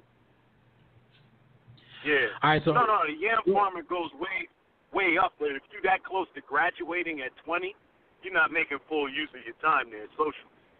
Yeah, that's what I say. He probably a quiet dude. They probably gonna stunt his graduation rate right now. He probably not gonna get out when he's supposed to, like I said, because he made the newspaper. I'm gonna read y'all a quick story from Archie Bradley. He's the ace reliever of the Arizona Diamondbacks. He was on this week's Yahoo Sports MLB podcast, and they were talking about Adrian Hauser, the Milwaukee Brewers pitcher who recently barfed on the field. So they asked him a story about, basically he was defending the dude, and they asked him if he had any similar stories. Let me tell you what the dude said. He said, I was warming up to go into a game. I knew I had the next hitter. I knew he was on deck. The app was kind of taking a little bit. As a bullpen guy in these situations, I call them nervous pees, where like I don't have to pee a lot, but I have to pee before I go in the game. I can't believe I'm telling you this. So it's a 2-2 count, and I'm like, man, I have to pee. I have to go pee. So I run into our bathroom real quick. I'm ready to go. I'm trying to pee, and I actually shart in my pants. Like right before I'm about to go into the game, I poop my pants. I'm like, oh my gosh. I know I'm a pitch away from going into the game. So I'm scrambling to clean myself up. I get it cleaned up the best I can, button up my pants, and our bullpen coach, Mike Fetter, say, hey, you're in the game. So I'm jogging into the game to pitch with poop in my pants. It was the most uncomfortable I've ever been on the mound. I actually had a good inning. I had a clean inning. No, you didn't, my dude. And I walked in the dugout and was like, guys, I just shat myself. They didn't believe me. Then the bullpen came in, and they're like, oh, my God, you had to see this. So this dude went on the podcast and gave way too much information. All you had to do was say, I feel for the homie that barfed. But no, you know what I mean? It's always refreshing to see a human being that doesn't take themselves seriously enough where they can tell you these type of stories about themselves for your entertainment, because I thought it was one of the funniest things that I saw. I heard 2 stories this week. This was the second funniest. But I heard these 2 stories back to back. And if you want to hear the other story, we'll let you know, because it's going to be told one day on the Tissue and the Tape podcast. So we'll let you know when it's on there so you can listen to it. But this was the second funny story I heard this week, and I heard this right after I heard the funniest story of the week. Yo, this is crazy. I don't think I would have gone this far outside of, like, a group of us. Like, dude went on the podcast and told thousands of people. But, told the world. I mean, it depends on how many people listening to the Yahoo MLB podcast, but he told at least hundreds of thousands, if not a million people or so. But already, the crazy part about it is he told such a nasty story about himself, but I bet you this endeared him to every fan that listened to it. First of all, because it was hilarious. Poopy. It was like stand-up comedy, damn. Yeah. That reminds me of the linebacker for the Dolphins. Last name Crowder. He was a dreadhead dude. Played about 5, maybe 6 years ago. And he said in the games when he would have to go to the bathroom, he'd just pee in his pants, pee down his leg, wasn't leaving the game. You remember that? A lot of football players tell them stories. They nasty like that. But yeah, Kurt Schilling went out to the mound with blood on his sock. This boy went out to the mound with shark in his jaw. So shout out to him, man, for his story. Crazy. All right, so this has been a week of the murder game getting laid down. Bodies being found everywhere. There was a body found at the home of Giants cornerback Sonoris Jenkins, and there was also a body found at SunTrust Stadium in Atlanta where the Braves play. The Sonoris Jenkins one, later on, we found out that his brother was charged with aggravated manslaughter after the man was found dead at the Jenkins home. Sonoris Jenkins reportedly wasn't there when it happened. The first time I read that and they said he wasn't there, I was thinking OJ, because OJ tried to act like he wasn't there because he went to Chicago right after he laid the game down. And then, but in today's society with the over access with social media and all this stuff, no way he would have got away with a false alibi of being out of town, because there's probably pictures of him on the plane next to Bow Wow in first class. I mean, on the private jet. and the Braves joint, we can just talk about them both at the same time so we can get it over with, so we can get to this free agency stuff. But the one at the one at the stadium body was found in a ballpark cooler before the Reds Braves game. It was a third party contract, and he was found missing inside of a beer cooler at SunTrust Park. So I don't know what they're doing down there in Atlanta, and I don't know what they're doing in the Jenkins house, but what's up with all the bodies being found? Like 6 months later, all the dead bodies, murder game, all the dead bodies showing up. Make me want to grab the 9 in the body. Then I gotta go identify the body. My brother Savage said it had something to do with the gambling ruling that came down. But I haven't thought of a better excuse, so I'm just gonna run with that. Because murder Jimmy, it looked like they're trying to. The murder game. It looked like they're trying to off everybody who has something to do with the Lufthansa heights. Like, you know what? Put it in the mafia, after you get a large score and then them indictments start to ring down and everybody involved got to get murked. I thought you had one of your niggas in here. You gotta go. I did. Where'd she go? Yo, I don't know what's going on right now. So, I mean, bottom line is it's always going now. We just get everything reported and made big news. Speaking of, man, rest in peace to the boy Junior from the Bronx, man. I don't know if I saw that story, but yo, Yo. Who? Anyway, Which? The young boy that got killed in the Bronx this past week. It was a 15-year-old? national story. Yeah, man. Yeah, that was crazy. Yo, I'm so mad. Like, yo, it's like with the internet sometimes, like, they be like, this video is graphic, be careful. And I'll be like, ain't nothing, I'll watch it. Then I'll be like, why I just watch it? I know. Like, why I watch that? Yeah. Yo, watch Shitty that, action. yo. I regret watching that, yo. What's wrong with me, yo? I hate my life. Anyway, so yeah, in terms of what's going on in Atlanta, man, that's crazy, man. That's crazy. Bodies are going up, like you said. What else happened while they was on the ground? Well, that's about it. After the bodies, 6 months later, all the dead bodies showing up. Body in the trunk. So Body that's in what the trunk, happened. son. What's it gonna be?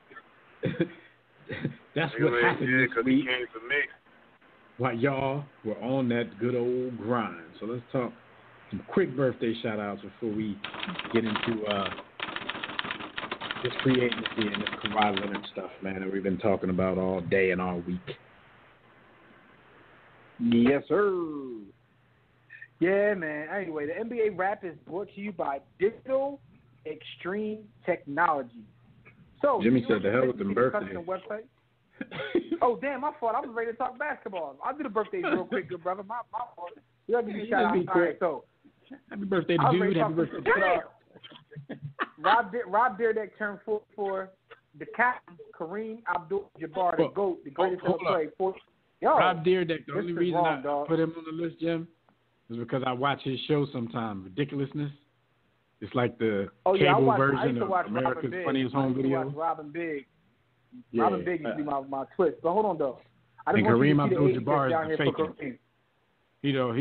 He the former running back from the what's the name? Only reason he getting the shout out because he has the same name as the captain. Yo, I was looking at his age and I'm like, hold up, that ain't the captain. You like this boy Benjamin Button out this piece? Yeah, I was like, because the John says Kareem Abdul-Jabbar 44. I was about to say, yeah, like 40 years ago. Peep how the first name is spelled.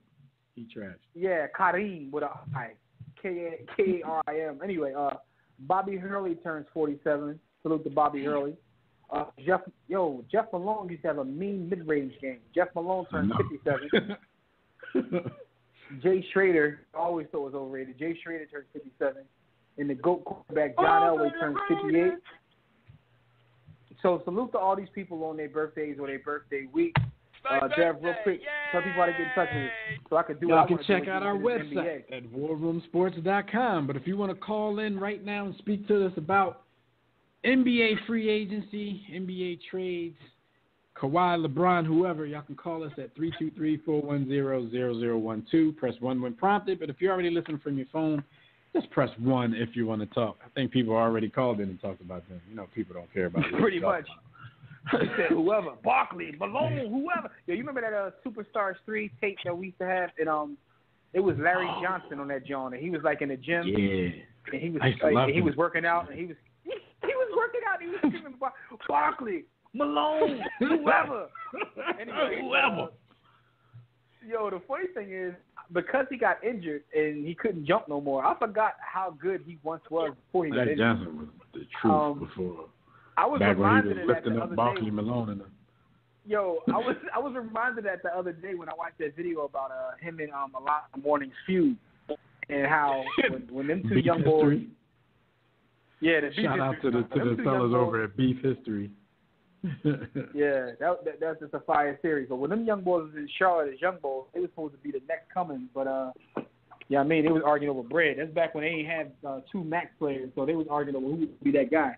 Anyway, but let's talk hoops, man. And this is brought to you by Digital Extreme Technology. So you and your business need a custom website. Listen, stop using those sites. Those websites are made for ladies of the evening. Be a real business and get you a real affordable website.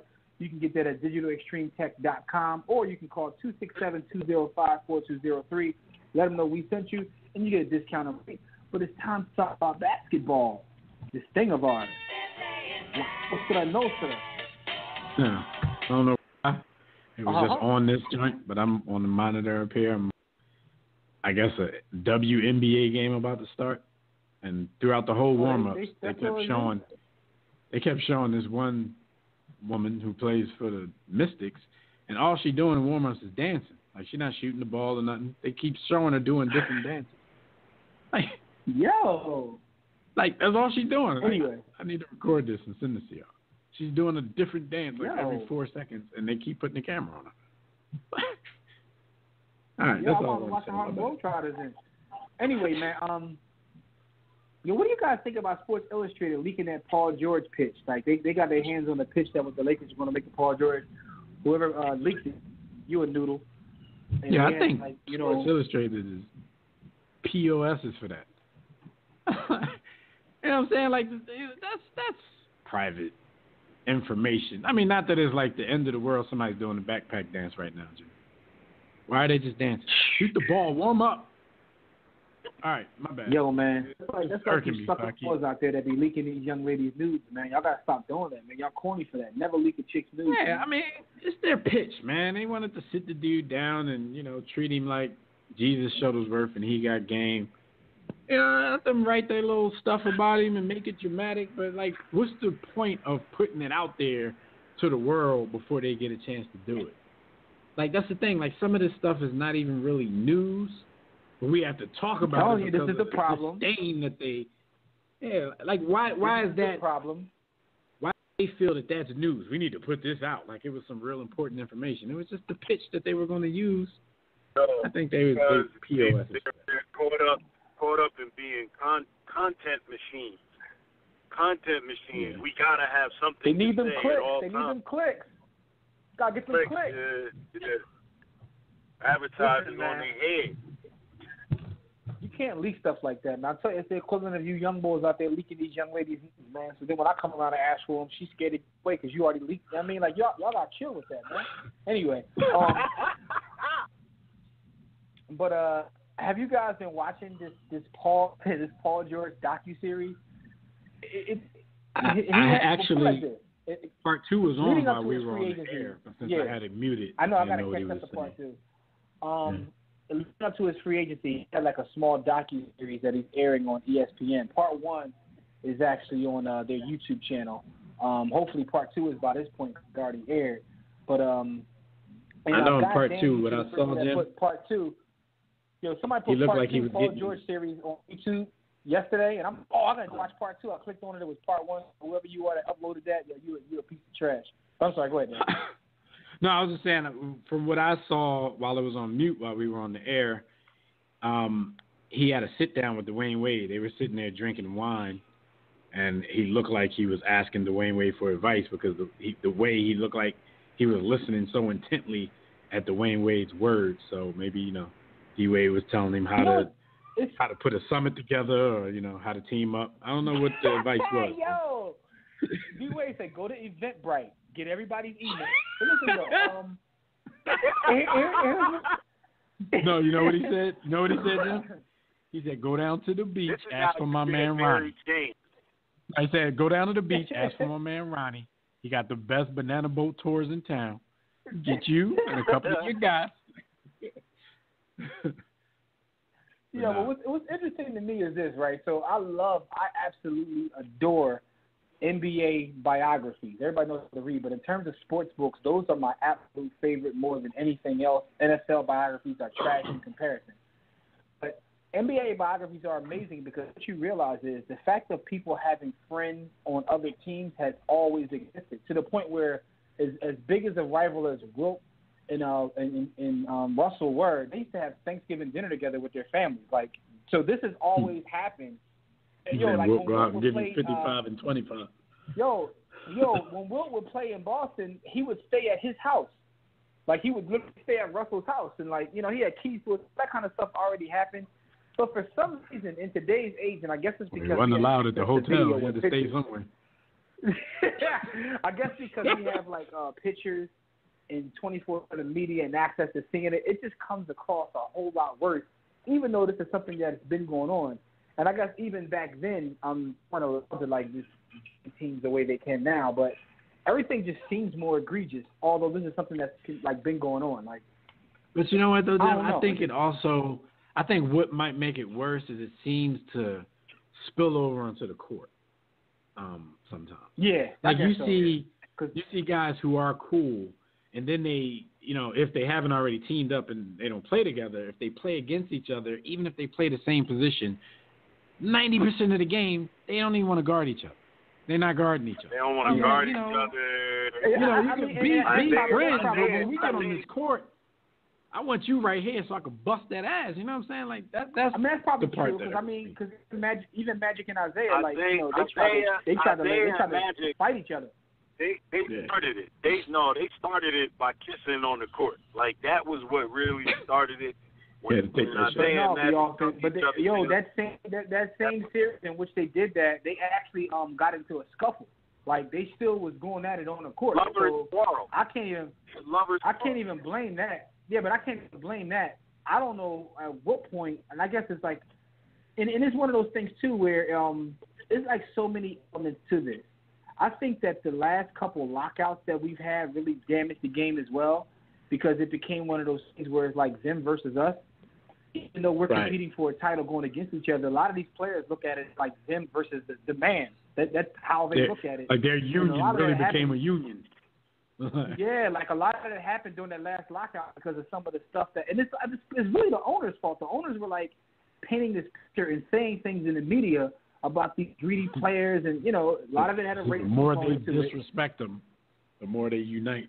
Yeah, yeah. So now it's like a thing where like you even hear players talk about like it's them versus them, and it's kind of weird, but it's interesting dynamic nonetheless. But this is going on again. It seems to go on every off season. So Paul George is having his docuseries. First of all, who told Paul George to do this? Like, did you not take? That's why I keep saying to people, even though Paul George announced today that he opted out of his contract with the Thunder, we all know that doesn't necessarily mean that he's leaving. And I'm just thinking at this point, like, did you not see LeBron in the decision? I know you're not doing an hour decision, but you're still doing something. So it's like it's hard for me to believe that you're going to leave this team high and dry after playing out this whole thing on national TV like you didn't learn a lesson from 2010. But you made the actual point. You're the one that made the actual point, too, where it's like it's still a little different because that was LeBron's hometown, and they drafted him. Like, he doesn't he's been in OKC like 4 to 6. He's been in OKC like 4 to 6 months. He don't owe them a damn thing. But what's interesting to me is like when you watch, I only saw the first part, but watching the first part, when you hear Paul George talk about himself, you would think that Paul George has 4 MVPs, a couple scoring titles, maybe a Finals MVP and a championship. Paul George talk about himself like he's KD or LeBron. Like that's how he. I heard Paul George say feeling that way. In the first 2 minutes of this docuseries, he said, "Yeah, Indiana is where I became a superstar." I'm like, yeah, like you my guy. Like I've defended you more than a lot of people. Y'all know that he's my guy, but I still got to keep it 100. Like, you know what I'm saying? Let somebody else call you that if we even think that you've crossed that line. Because it takes more than just game. You gotta see this. Like, it takes more than just game to be a superstar. My man Paul George, I'm not really sure if Paul George really think that I think he's top 3 in the league. He thinks it's like KD, LeBron, and Paul George. That's what he thinks he's today. He might think it's like LeBron, Paul George, and then KD. I don't know. KD, yeah, like you hear him talk about himself. You hear him talk about himself. Like, okay, PG. You know what I mean? Yo, man, Paul, he should have asked somebody the AZ question, before he did this. I mean, if I wrote a book about my life, you think anybody would read it? Because at this point, nah, Paul, we might read it to see why you impregnated a stripper twice, but you know what I'm saying? You're not there yet as far as superstardom. You know what I mean? The first thing I think of Paul George is even basketball. I said injury. Like that was the most gruesome thing ever. Like I associate him with that even before hoops. But I mean, we'll see where it happens. And by us saying all this, we're not fighting him. He's an amazing talent. But when you hear him talk about himself, it's like he's one of my guys. He's one of my guys. He don't even need us to say it. Like we don't gotta say it because he out here telling y'all anyway. I know. Like we know, B. Austin got his guys, his off-brand guys. I got my guy. Paul George is one of my guys. Like, actually, I still haven't really said. I was about to say, do y'all know how long it took for me to admit that Kawhi Leonard was better than Paul George? I really still haven't admitted it. People just don't ask no more. Because everybody just think it's a done deal. George was your guy. I thought Paul George was your guy, but after yesterday, Paul George is Paul George's guy. They don't need me. Like, man, I'm cool. Jordan got? I wasn't doing enough for him. He took his PR you wasn't chanting him enough. He said, "I got myself." He said, "Who do I trust? Me? Who put this together?" I can pull off myself better what's than anybody. What's interesting is LeBron, right? So LeBron is all in this mix right now. This whole NBA arm race, as we like to call it. But he doesn't want to be the first shoe to drop in free agency because he wants to see where other players are landing. So everybody wants to see where somebody else is going. Meanwhile, ain't nothing happening other than a bunch of made-up stories. And this is the part. I don't know if every account that's come out has been true, but this is the part that's like, to me, I'm like, all right, you're the best player. I'm going to go with y'all terms, the masses. He's the best player on earth. He's the best player on the planet. Like, this is when it looks to me like, this is when LeBron's non-alpha characteristics come out.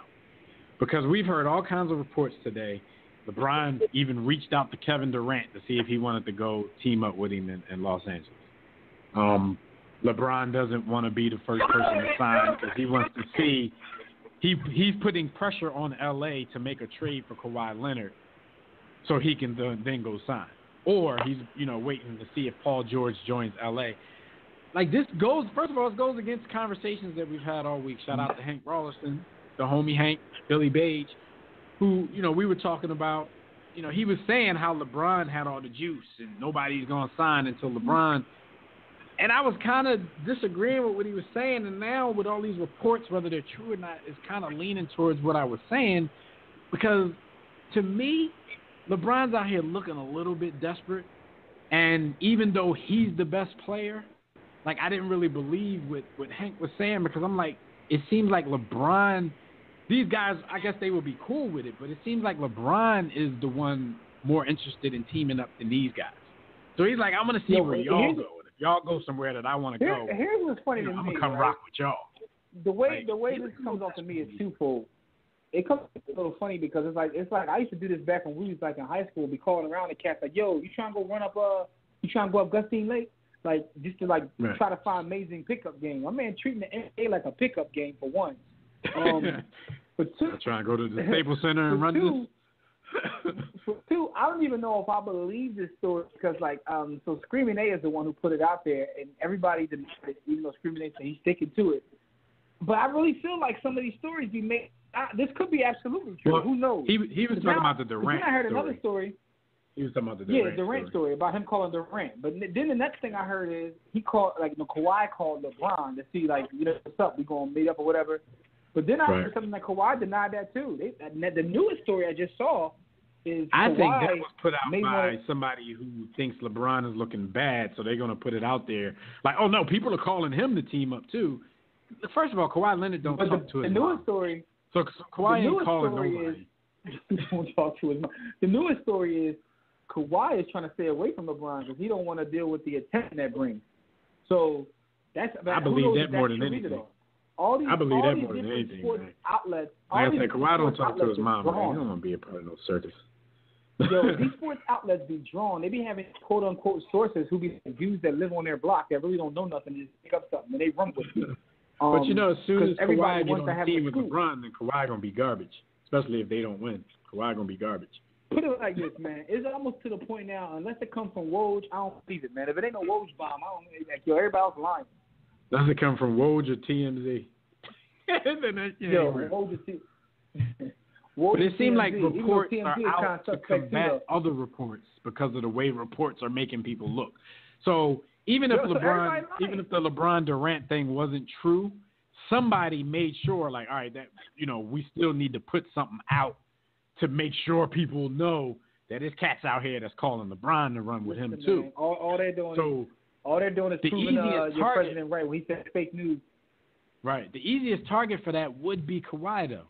You don't say Paul George. He ain't gonna speak. But Paul George really has a decision to make. Kawhi doesn't really have a say. I mean, he has a say. Like, as much of his say ends at, I want to play for the Lakers, so the Spurs are out trying to make a deal with the Lakers if they can fleece them for enough stuff. But he can't pick where he's going to play. So it's easy to use his name in that report. Kawhi said, I want to, you want to play together. Kawhi don't have any say in where he's about to go play.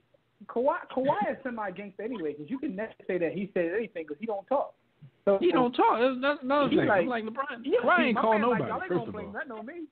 Y'all ain't blaming nothing on me. I'm been riding around in his '98 Tahoe, ain't paying any of y'all no mind. Yo, my man Kawhi, he like tell LeBron, tell LeBron's camp to prove it. Ask him what my voice sound like. Yeah. Yo, ain't nobody talk to me. Nobody know what my voice sound like.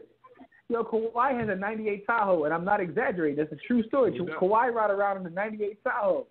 I don't even think he souped it up. Casey Ever Chase, I don't even think he got it souped up. No, nothing. He's got a little tint. Like Lisa Ball from they used to play the running back ball. They used to play for Washington. At least he got his joint, souped up a little bit. This is just driving the same joint. Kawhi got factories and everything. Kawhi got factories and everything. 20-year-old Backstreet Jones. Back in the 90s, that's when like SUVs used to come down the street sounding like broken air conditioners. Yo, Kawhi got he got the box Tahoe on, man. He ain't thinking about Brian or Paul George, man. Yo, Kawhi got ball tires. He got ball tires. Truck doing a shimmy. Man, Kawhi out fishing, man. You gotta talk about, man. He ain't gonna figure out Brian, man, because Brian about that. Brian is a celebrity. Kawhi is a baller. So from what I hear, Jim, the Lakers and Celtics are basically battling it out in negotiations for Kawhi. The Sixers are a part of it, but I don't think they're amongst the leaders. But they say that they're not giving up. I heard the Sixers have put together a package to offer Covington and Saric and that pick that they got in the Mikal Bridges fleecing. I ain't gonna call it fleecing, in that embarrassment of Mikal Bridges. And personally, I think that's too much. I think anything that involves Dario Saric is too much for somebody who might not re-sign with the team. I think if they lose him for a 1-year rental, they're gonna be salty about it in the future. When I was doing some research, when I was doing some research to find out whether Mikal Bridges' mom had an at name, and I was only doing it for the show. This is, I think, it's best that I, do some work for the show. But I came across an article that said that he was joking. HR mama. Yeah, he was joking with his friends and family at the draft that he was going to stay home with mom the first year until he took the time to find the crib and everything. You want to commute to Phoenix? And that's why. That's why they was basically signing his rights over. It was like, boy, you going over ahead and massive. My fault. But yeah, so he was planning his housing thing. Anyway, back to the free agency, man. So those are the scenarios right there you just named in terms of Philadelphia, Boston, or what have you. I don't know where Boston is going to try to play him unless they get rid of who are they going to give up? Tatum, Hayward. See, now Boston has assets. Tatum is not on the table, but I think, and they haven't offered Jaylen Brown yet, but I think Jaylen Brown is the piece that would get them over the top in the negotiations. But would y'all trade Jaylen Brown if you were Danny Ainge? So if you trade Jaylen Brown, let's say you get Kawhi, what does your starting lineup look like? Is Hayward going to be part of that team? Yeah. You going to put Tatum? Yeah, you would put Hayward. Going to play powerful? I'm thinking Tatum goes back to the bench unless they just go small ball. Even though Tatum is. According to everybody, Tatum a top 3 player in the league. He's a top 3 player in the league. According to everybody else. But I think Tatum would have to go back to the bench because bottom line, Tatum ain't better than Mute. Unless you're going to put him at the 2 and sit Gordon Hayward. But Gordon Hayward making way too much money to be on somebody's bench. I'd trade Gordon Hayward before I traded Jaylen Brown. Personally. Yeah, I would too. They've already proven what they can do without him.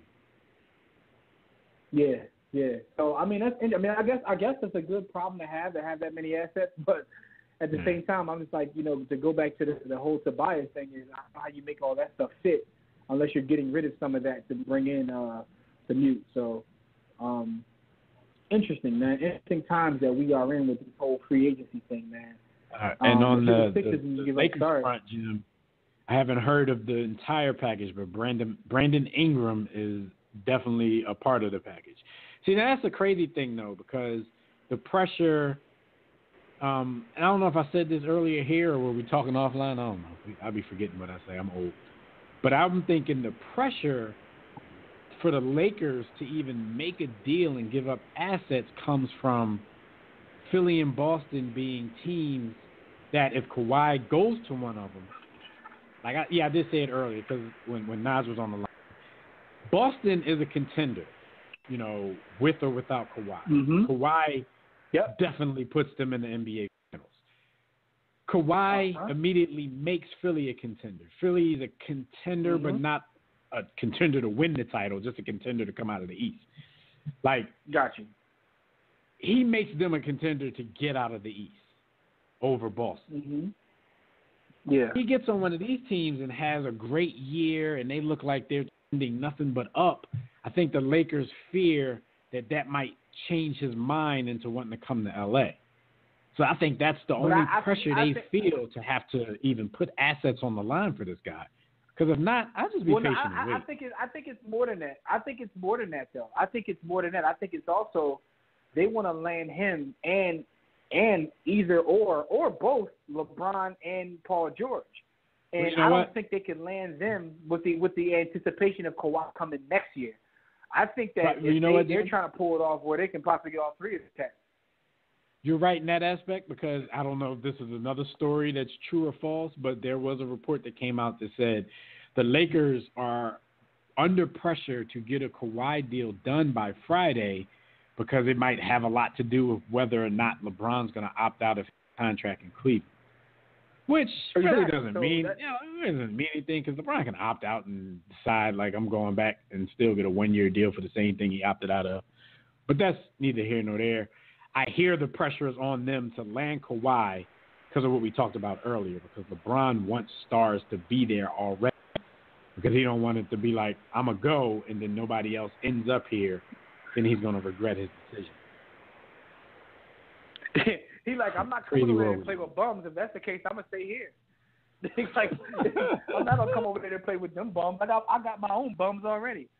But He's like, I just want to live in L.A. It ain't got nothing to do with Ball, Kuzma, Brandon Ingram, Randall. Yeah. Randall, who the Lakers gave a qualifying offer to. So we're going to see if he gets some offers on the open market. And the Lakers going to have to see if they're going to – he's a restricted free agent now because of the qualifying offer. Yeah. But this is crazy. Well, I mean, we shall see, man. It's a lot going on, man. Every year this is what happens. Every year this is what happens, man. This is the new NBA, man. Summer of LeBron. Arms race. And the commissioner loves it because we're still talking basketball. And it's about to be in July. The Clippers did trade Austin Rivers. They traded him for Martin Gort. How you pronounce his name? Marcin Gortat. Gortat. So Austin Rivers is playing in Washington now. And no, his dad didn't trade him because they stripped his dad of that power last year. He's just the coach. But they did pick up his option before they traded him. So they did Doc one more solid. More or less. Answering Scotty's question in the chat. Yeah. It's time to get out of here, man. Thank you, brothers and sisters, for joining us for another briefing in the War Room. Shout out to everybody who got through. Those we couldn't get to, listen, we apologize, man. But we got to get these topics in. Shout out to everybody on social media, Facebook, Twitter, on our Me app. Salute to all you guys. And all the callers, listen, man, make sure you call in again next week because we're going to probably have some people landing in some places and we're going to have to talk about it. So I have a new super team. Pretty much. So everybody tune in next week, man. Live right here on demand as we catch you up. Everything happening in the world of sports. So until then, enjoy your weekend, enjoy your week, and we'll see you right back here. Remember, catch everything we do, all of our conversations, all of our social media, all of our content, our apps. Everything can be found at the hub, which is warroomsports.com. Our book, Sports the Book, can also be found at hub at warroomsports.com or go directly to sportsbook.com. So until next time, everybody, accept mediocrity. Be steadfast in the war against ignorance, and we'll see you chumps on top. Welcome to the war. Nope. And I actually heard that KD told Bron FOH when he called.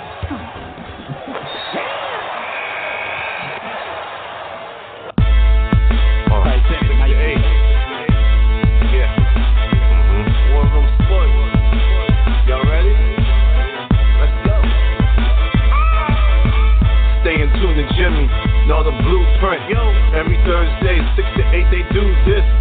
Shout out to Dev, PJ, B. Austin, Doc Bay on replay.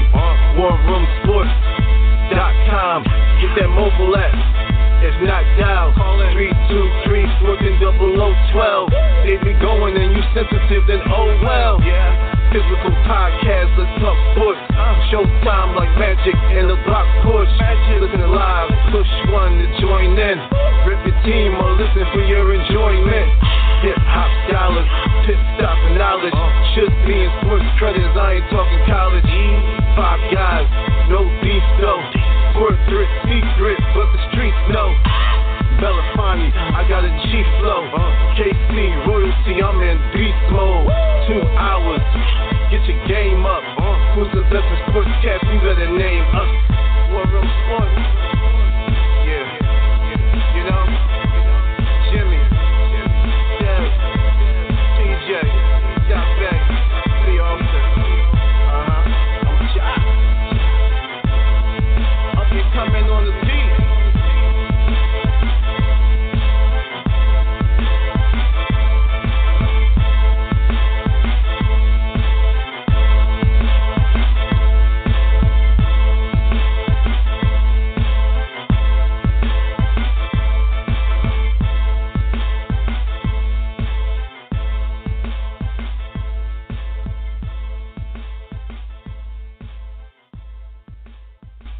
War Room Sports, www.warroomsports.com.